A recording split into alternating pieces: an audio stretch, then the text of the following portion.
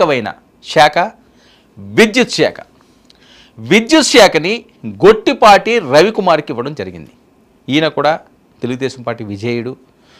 విద్యుత్ శాఖ చాలా కీలకం కూడా. ఎందుకు విద్యుత్ శాఖ కీలకం అంటే, ఈరోజు నేను ఈ రకంగా మాట్లాడినా, మనం ఇంటికి వెళ్ళాము అంటే ట్యూబ్ లైట్ కానీ ఫ్యాన్ కానీ లేకుండా మనం బతకలేని స్టేజ్కి వెళ్ళిపోయాం.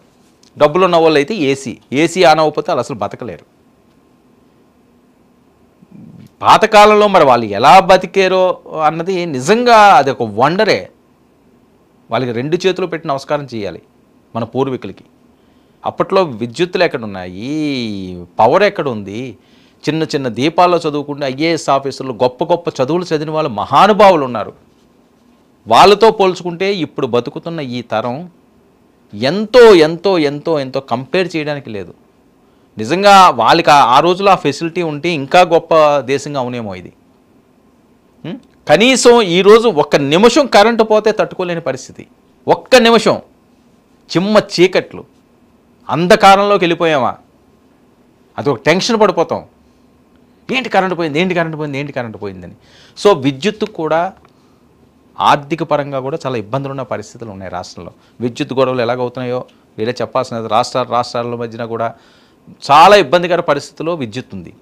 పవర్ పోతే ఏ రాష్ట్ర ప్రభుత్వానికన్నా వాళ్ళు పవర్ కట్ చేసేయడానికి ప్రజలు వెనకాడరు. వాస్తవం ఇది.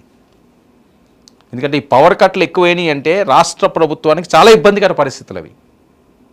ఏది లేకపోయినా ఈరోజు ఒక పూట భోజనం లేకపోయినా మనిషికి బతకగలడేమో, కానీ ఆ పవర్ లేకపోతే బతికే పరిస్థితి లేదు ఇంట్లోని. ఆ టీవీ చూడాలా, లేకపోతే మొబైల్ చూడాలా, లేకపోతే ఫ్యాన్లో పడుకోవాలి.